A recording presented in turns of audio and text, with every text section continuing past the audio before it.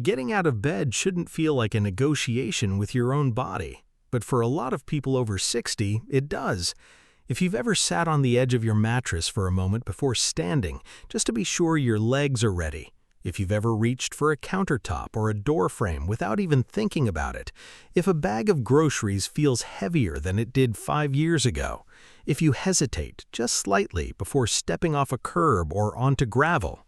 None of that is just getting older. Those are signals. Your body is telling you something specific, and it's telling you now while you can still do something about it. I've spent over 20 years in orthopedic practice, working almost exclusively with patients over 60, and here's something that surprises most of them.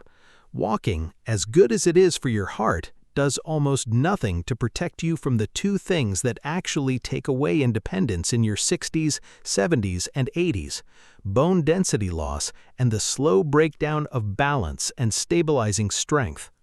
Walking is low impact. That's exactly why it's gentle. It's also exactly why it doesn't ask enough of your bones, your hips, or your postural muscles to keep them strong. Today, I want to show you one simple system done entirely against a wall that addresses what walking can't. No gym, no equipment, about 10 minutes most days of the week. This isn't one motion, it's 3 connected movements, using the same wall, the same 10 minutes, working together like a single tool built for your whole frame. One protects your bones, one protects your balance, one protects your posture and shoulders, so you stand like someone who feels steady in their own body. And the most important part, the piece that ties all 3 together, comes at the very end, so stay with me. Before we start, tell me in the comments where you're watching from and how old you are today. I read every comment and I answer as many as I can. Let's start with the piece most people would walk right past without a second thought. This first movement looks almost too simple to matter. Most people see it and think, that can't possibly be doing anything. That reaction is exactly why so few people over 60 ever use it, and exactly why the ones who do notice a difference within weeks. I call it the wall lean press. Here's what's happening in your body when you do it. Your bones are living tissue. They respond to load, meaning pressure and resistance, the same way your muscles do. Without that load, especially after 60, your body starts pulling calcium out of your bones faster than it replaces it. That's how bone density quietly declines, often with 0 symptoms, until a fall or fracture reveals it. The wall lean press uses your own body weight, pressed through your arms, shoulders, and wrists to send a loading signal straight into the bones of your upper body and spine, the exact places that tend to weaken first. If this signal never comes, here's what tends to happen over the years. Wrists become more fragile. A simple trip or a slip on stairs becomes a fracture instead of a bruise. The upper spine can begin to round forward, which changes your whole center of balance. This is not guesswork.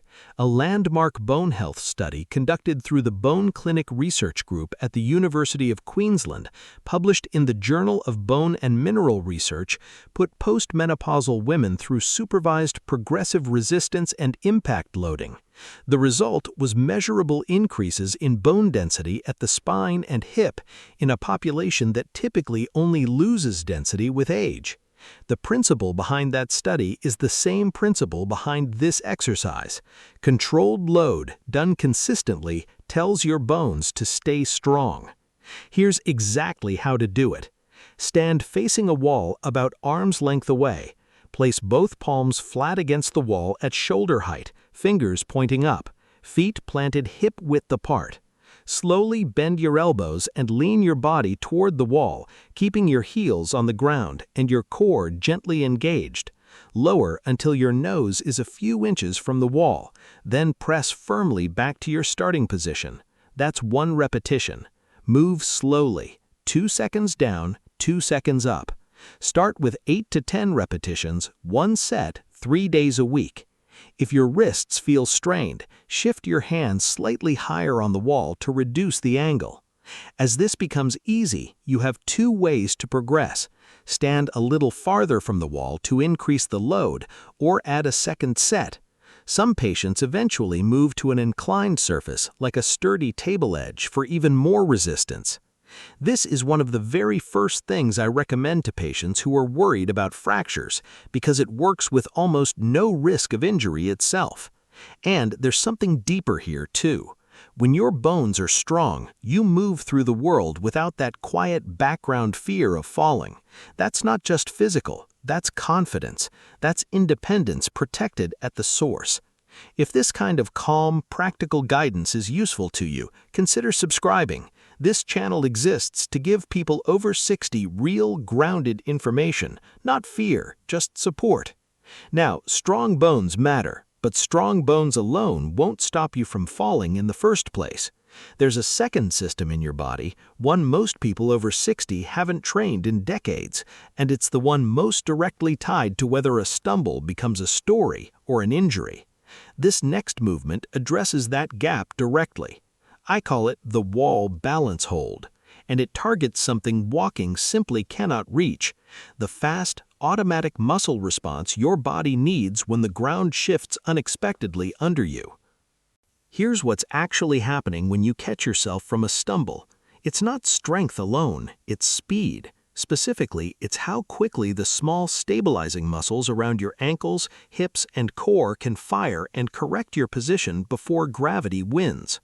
Balance isn't one muscle, it's a communication system.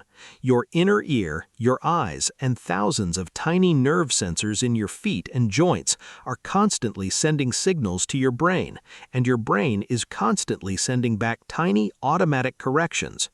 Walking on a flat, predictable sidewalk barely challenges this system at all. That's the problem. If you never ask your balance system to work, it slowly forgets how to respond quickly, the same way any skill fades without practice. Here's what that looks like in real life if it goes untrained. A small step off a curb becomes a stumble. A stumble on a flat sidewalk becomes a fall. And a fall after 60 is rarely just a fall. It's often the event that leads to a hospital stay, a loss of confidence, and sometimes a permanent change in how independently someone can live. A widely cited study out of the Oregon Research Organization followed adults over 65 through a structured balance and strength program. Participants who practiced targeted balance work saw their fall rate drop by nearly a third compared to those who only walked for exercise. The wall gives you a safe way to do exactly that kind of training without any real risk of actually falling while you practice. Here's how to do the wall balance hold. Stand beside a wall close enough that your fingertips can rest lightly on it for safety, but not for support. Shift your weight onto one leg and lift the other foot just an inch or two off the ground, knee soft, not locked. Hold this position for 10 seconds, breathing normally, using the wall only if you feel yourself tipping. Lower your foot, rest for a moment, then switch sides. Do 2 rounds per side, 3 or 4 days a week. As this becomes easier, remove your fingertips from the wall entirely, holding your hands near it but not touching. Later, try closing your eyes for a few seconds while balancing, which removes visual input and forces your inner ear and feet to work harder.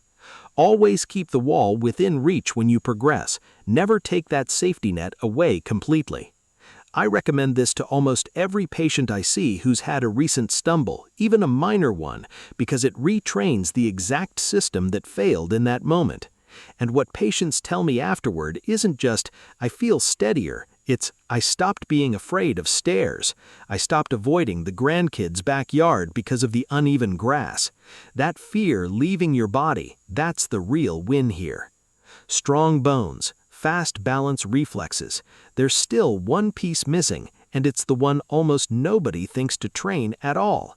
It's the reason some people over 60 stand tall and move with ease, while others seem to fold inward year after year, and it has everything to do with a part of your body you probably haven't given much thought to since your school days. This last movement addresses exactly that. I call it the wall angel. Here's the mechanism. As we age, the muscles between our shoulder blades and along the upper back tend to weaken, while the muscles across the chest tend to tighten and shorten.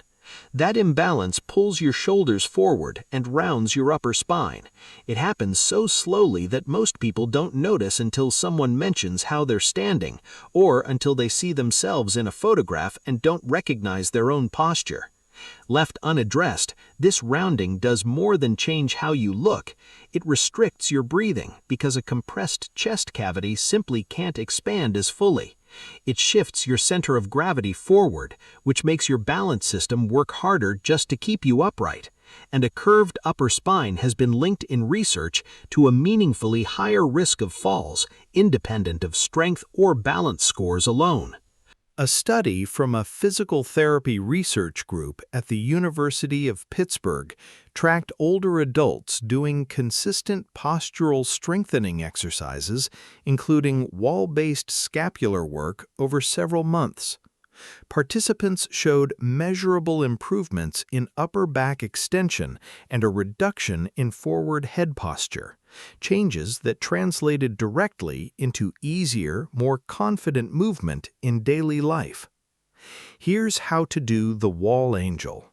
Stand with your back flat against the wall, heels a few inches out from it, lower back gently touching, not arched away. Raise your arms so your elbows and the backs of your hands touch the wall, forming a goalpost shape. Slowly slide your arms upward, keeping contact with the wall as long as possible. Then slide them back down. Move slowly, 6 to 8 repetitions, 1 set, most days of the week. If your arms lift off the wall, that's normal at first. Just go as high as you comfortably can while maintaining contact. Over time, progress by holding the top position for a few seconds before lowering, or by adding a light resistance band. Patients who do this consistently for a few months often tell me the same thing. Someone asked if they'd gotten taller. They hadn't. They'd simply stopped folding in on themselves. 3 movements, 1 wall. Let's bring them together. The wall lean press loaded your bones the way walking never could, protecting you from fractures that so often start a downward spiral. The wall balance hold retrained the fast automatic reflexes your body needs to catch a stumble before it becomes a fall. And the wall angel rebuilt the strength across your upper back that keeps you standing tall, breathing fully, and moving through the world with ease instead of effort.